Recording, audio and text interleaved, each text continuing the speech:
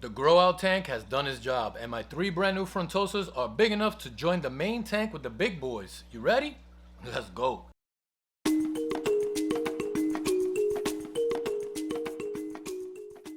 Check the boys out. It's almost like they know they're about to get some new tank mates. Well, if you didn't know, one of the best ways to add new African cichlids into your established African cichlid tank is by doing it during a water change. So, let's get draining.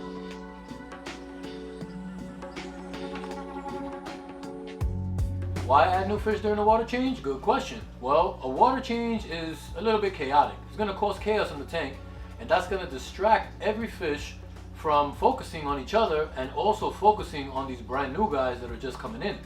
Another good tactic when adding new African cichlids is to add about 3 to 5 new fish at the same time.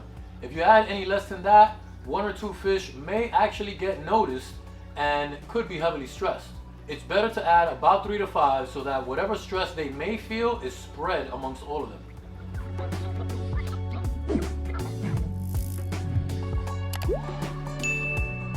At this point in my drain, I like to power everything down. When you drain your tank, you absolutely should turn off your heaters and turn off your weight makers. You don't need to necessarily turn off your filters. They can run while you're draining and filling the tank.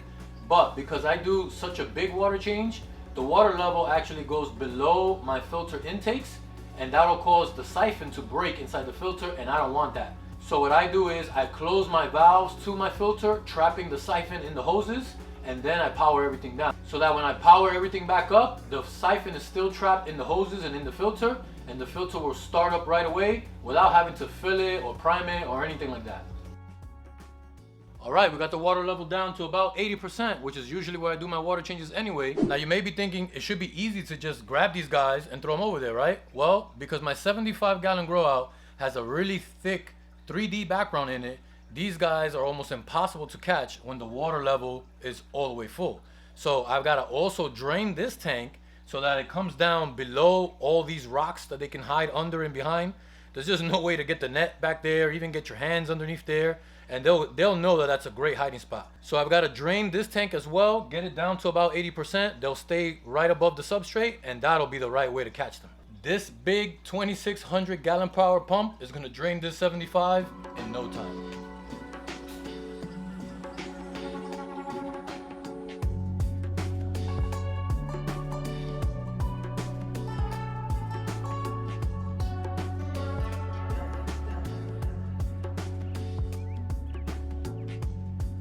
Okay guys, I got my bucket prepped with a little bit of tank water in there.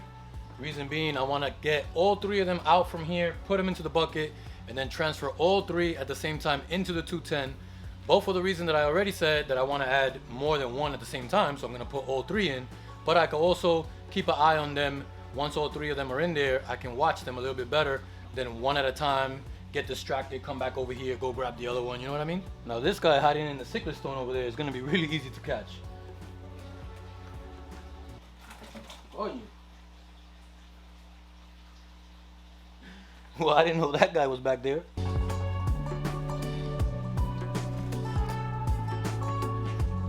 Second guy also hiding in the stone. These guys are making it easy for me. How easy that was? Super easy to catch them when the water level's this low. This is my big boy, guys. Let me show you. Check him out, guys. Beautiful big boy. All 3 in the bucket. Time to meet our new tank mates. And why not hit that like button if you've been enjoying this video so far? It's only going to tell YouTube that you like these kind of videos so that YouTube will show you similar videos in the future. Win-win. Me and you. Smash away. Like I mentioned before, the tank is prepped and ready for new fish, right? But it's not 100% ready. When you add new fish into the tank, you want to start adding your new water in right away to keep the distraction going so there's no focus on those new guys.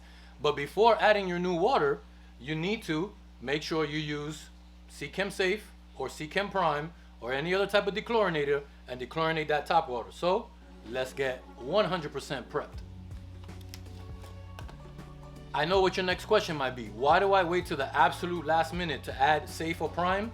Dechlorinators and water conditioners are going to deplete the oxygen in your tank. So I wouldn't want to add the Safe into the tank and then go try to catch the fish out of the other tank, and then go untie a bag or look for materials. No, right before I'm ready to add new water into the tank, and in this case, add the new fish and then add new water into the tank, that's when I add my safe or my prime. Good question. Okay guys, here we go. Got all three in the net.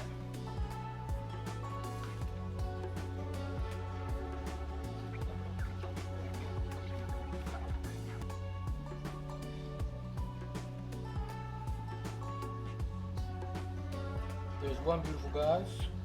Got scared already when I pointed at him. Other two don't want to leave the net yet.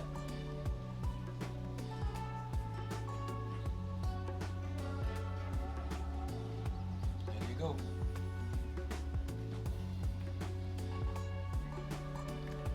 Frontosa's in the house. Well, like I said, let's start adding the new water right away.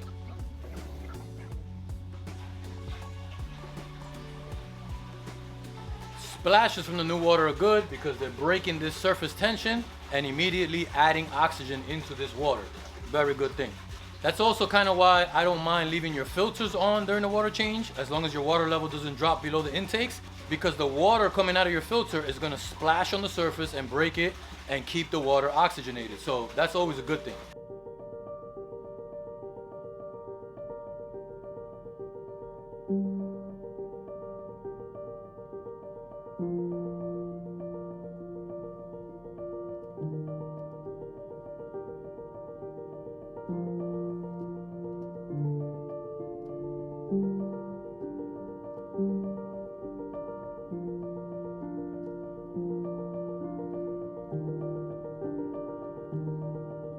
When adding new fish to your tank, that means you added new live animals that are going to eat and they're going to poop, contributing to the bioload in your tank.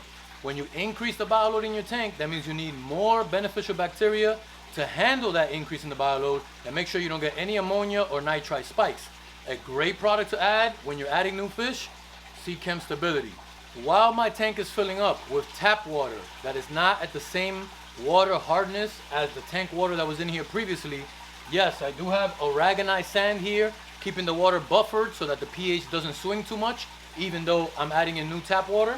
I always add my Cichlid Lake Salt and my Cichlid Trace. Both of these contains minerals. Some of them overlap in each one, but each one contains minerals that the other is missing. So I use them both every time I do a water change to add all the minerals necessary, both to keep your pH where it needs to be, high and stabilized for African cichlids, and also to make sure that the fish themselves have the minerals in the water they need to thrive. Links to all the products I just used are going to be in the description below. Check it out. Now, do you have to use prime or safe every time you do a water change? Yes. Either that or an equivalent water conditioner.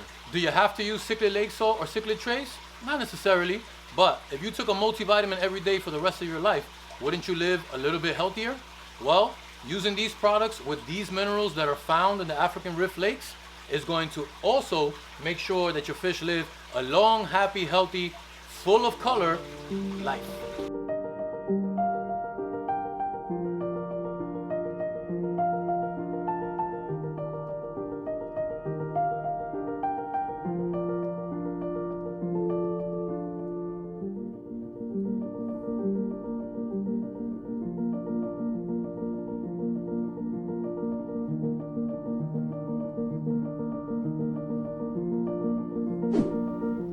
Frontosa's kind of hanging out with each other,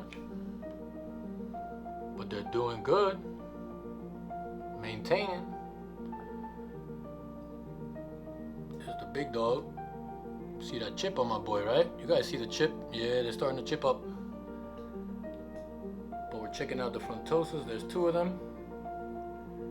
Number 3 right there, the 3 of them hanging out together. Nobody bugging them. They look comfortable, not breathing heavy. Doing just fine. Looking good too. Can't wait for these guys to turn into the monsters that they're going to turn into. And for those of you wondering where the new guys from Beantown are, there is the Marginatus doing well with that nice hint of green on him already. hanging out with the big boys. There's the red shoulder from Beantown, looking good, swimming around, doing well. He made it out of quarantine no problem. He's got those awesome colors just like the first day we got him. And he's maintaining here in the main with everybody else as well. Now the one guy that didn't make it out of quarantine from Beantown was the ruby red. You guys remember he was swimming real finicky, and I believe he might have even had some eyesight problems, maybe even totally blind, not sure, but he didn't make it out of quarantine. The other two guys are in here, the marginatus and the red shoulder, doing well, looking good with everybody else. Check out the tank, guys. Super thrilled to finally have some Frontosas in the African tank. Now that they're in this big 2-tank gallon, they got plenty of space to grow to their full potential. I'll keep you guys posted on Facebook and Instagram on their growth. Until then, make sure you watch these other 2 videos that I think you'll enjoy as well. See you guys on the other side.